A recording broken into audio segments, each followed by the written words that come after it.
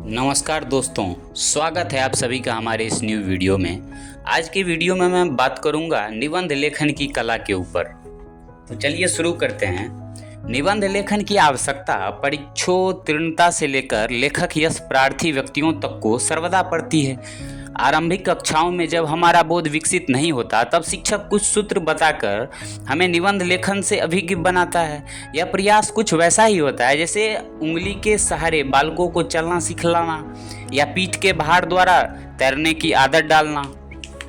किंतु बालक ज्यों ही कुछ बड़ा होता है वह उंगली का सहारा छोड़ देता है। तैराकी सीखने वाला किसी पीठ के सहारे की परवाह नहीं करता है। इसी प्रकार आरंभ में चाहे जिस किसी विषय पर निबंध लिखना हो, उस निबंध को परिचय, आकार, प्रकार, लाभ, हानि तथा उपसंहार जैसे 5 बिंदुओं में बांध देना होता है। आगे चलकर जब निबंध का विषय वैविध्य उपस्थित होता है तब तथा हम प्रौढ़ता प्राप्त करते हैं, यह 5 बिंदुओं वाला फर्मा हमें व्यर्थ प्रतीत होने लगता है। हम सोचते हैं कि आखिर वह कौन सी विधि, प्रणाली, कला, चातुरी अपनाई जाए जिसके बल पर हम किसी विषय पर आकर्षक निबंध लिख पाएं। निबंध लेखन के सिद्धांत और विनियोग का उल्लेख करने के बदले हम इसका स्पष्ट स्वरूप जान लें। निबंध शब्द बंध शब्द के पहले निह उपसर्ग लगने से बना है, जिसका अर्थ होता है अच्छी तरह बांधना, सुग्रंथन। अतः निबंध ऐसी गद्यात्मक विधा है जिसमें विचारों की कसावट अभिव्यक्ति है।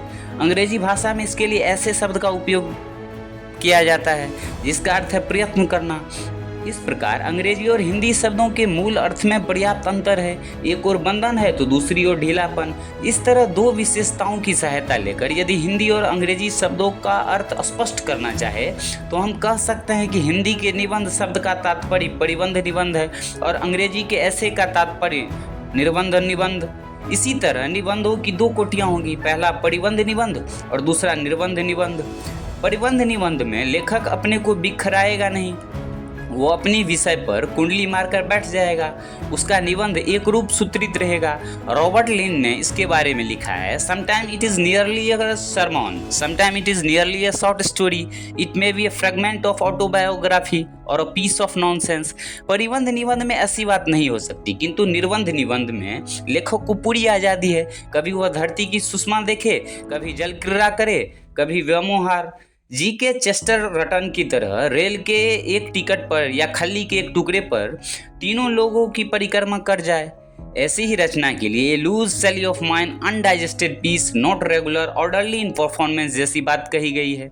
निबंध को बिल्कुल असंगठित, अपूर्ण, अव्यवस्थित, अपरिपक्व, शिथिल मन की ढीली ढाली उड़ान कहा गया है। किंतु अच्छे निबंध लेखक चाहे अपने निबंधों में कल्पना का इंद्रधनुषी रंग कितना भी भर दे, विचारों में श्रृंखला तो होनी ही चाहिए।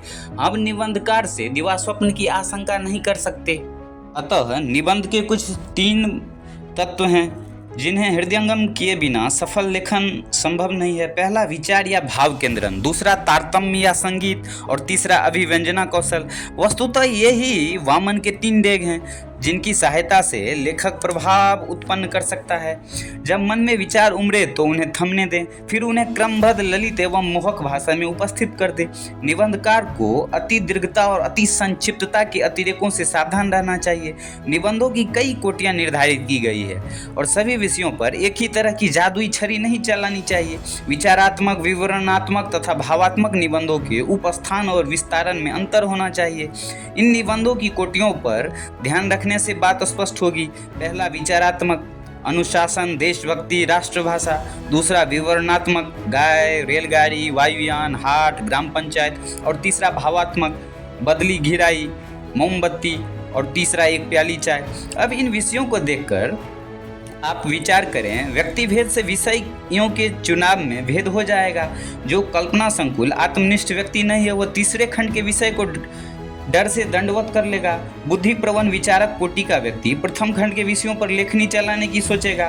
पहले खंड में लेखक की अर्जुन दृष्टि होगी जो अपने लक्ष्य तर पर ध्यान ही नहीं देता, किंतु तीसरे खंड का लेखक अनोरणीयान महतो महियान का अटन करेगा और उसे एक आंतरिक संगीत में बद्ध करेगा। पहले प्रकार के निबंधों में विचारों का क्रमिक स्रोत उमड़ना चाहिए, किंतु तीसरे प्रकार के निबंधों में भावों की मंद मंद उर्मियाँ, वासंती मधुवन में कोयल की मीठी मीठी काकली, अभ्र संकुल आकाश में रह रहकर बिजली की कौंध। पहले में निर्व्यक्तिक होना श्रेयस्कर है तो दूसरे में व्यक्तिक होना वांछनीय है।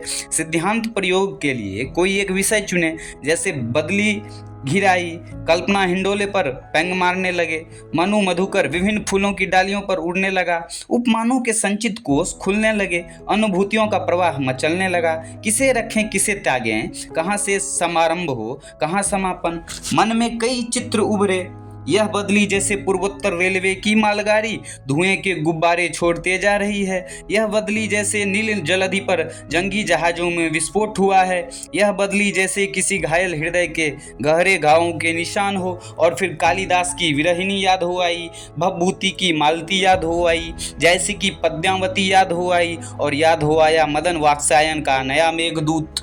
भावों की इस रेल पेल को संजो दो, संवार दे, तो बस एक सुंदर निबंध बन जाए। इस तरह निबंध लेखन का काम बहुत आसान नहीं। जैसे सा रे ग म प ध नि की तोता रटन से कोई कुशल गायक नहीं होता, वैसे सिद्धांत घोट लेने से कोई निबंध लेखक नहीं हो सकता। उसे सतत प्रयास करना चाहिए।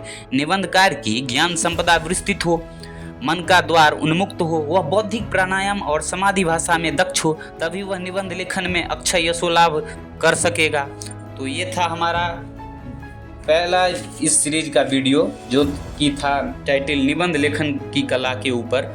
तो यदि आप चाहते हैं कि इसी तरह के ऑडियो बुक और बनाई जाएं, तो प्लीज़ लाइक शेयर सब्सक्राइब और एक प्यारा सा कमेंट ज़रूर करें, ताकि इस सीरीज को हम आगे भी कंटिन्यू कर सकें।